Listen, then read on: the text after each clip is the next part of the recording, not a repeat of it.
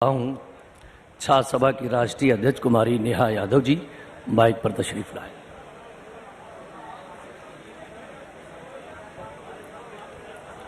सर्वप्रथम डॉक्टर लोहिया जी के चरणों में नमन करते हुए बाबा साहब डॉक्टर भीमराव अंबेडकर जी के चरणों में नमन करते हुए आज इस ऐतिहासिक रामाबाई अंबेडकर मैदान में हजारों की संख्या में लोहिया को मानने वाले, अंबेडकर जी को मानने वाले और समाजवादी पार्टी के संस्थापक, किसानों के मसीहा आदरणीय नेताजी को मानने वाले लोग देश के कोने कोने से आए हैं। मैं आए हुए आप सभी प्रतिनिधियों का हार्दिक स्वागत, वंदन व अभिनंदन करती हूं।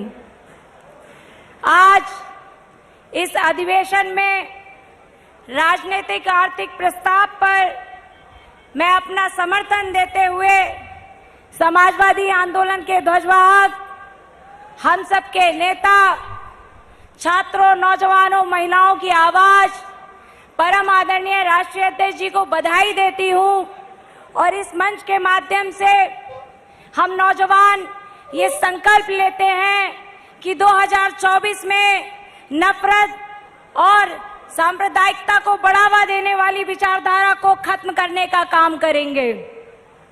साथियों, आज देश में लड़ाई सिर्फ सरकार बनाने की नहीं है, बल्कि लड़ाई नफरत की विचारधारा को खत्म करने की है।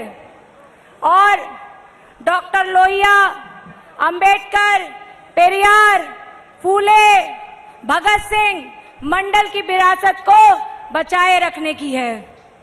साथियों, भारतीय जनता पार्टी जब से सरकार में आई तो सबसे पहला हमला उसने हम छात्रों और नौजवानों पे किया। देश में आरएसएस जैसे कट्टरपंथी संगठन की आनुषंगिक पार्टी बीजेपी ने सबसे पहले विश्वविद्यालयों पे हमला बोला।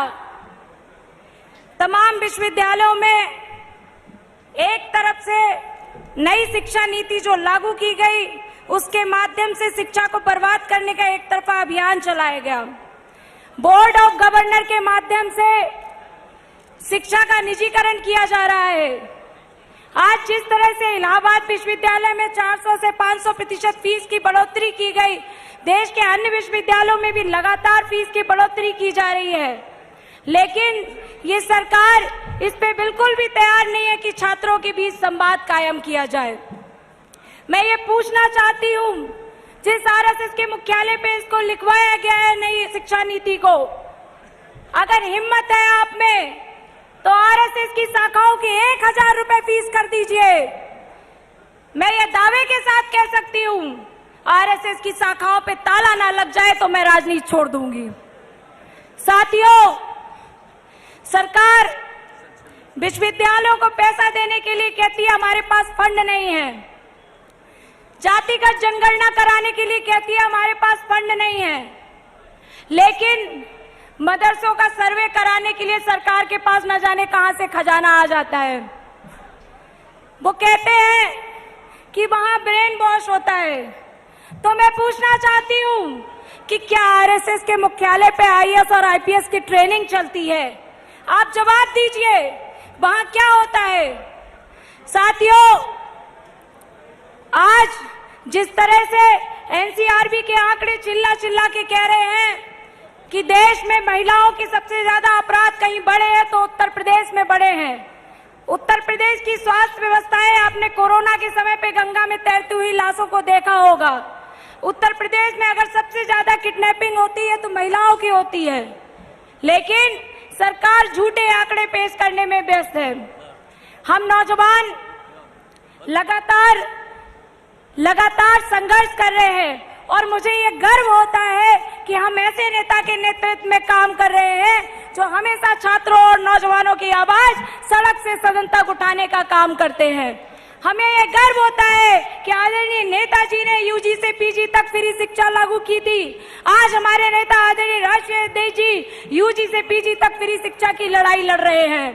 साथियों, इन्हीं शब्दों के साथ जो बीजेपी को लगता है कि बहुत घमंड है, बहुत गुरूर है कि हम हैं तो हम आए हैं तो हम जाएंगे नहीं, उन्हें पता होना चाहिए कि जो आए हुए हैं वो एक ना एक दिन वापस अपने घर जरूर जाएंगे। मैं 2 मिनट में अपनी बात को समाप्त करूंगी क्योंकि समय बहुत कम है। मेरे सामने की दीर्घा में बहुत संघर्षशील युवा साथी बैठे हैं।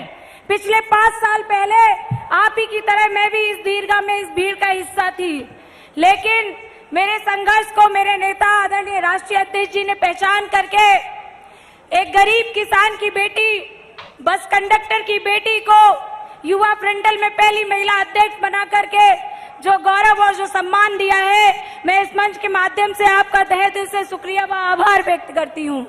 साथियों, इससे ये साबित होता है कि समाजवादी पार्टी के लिए, समाजवादी विचारधारा के लिए अगर कोई संघर्ष करेगा तो एक ना एक दिन उस दीर्घा से उठ करके इस दीर्घा पे आने का काम करेगा।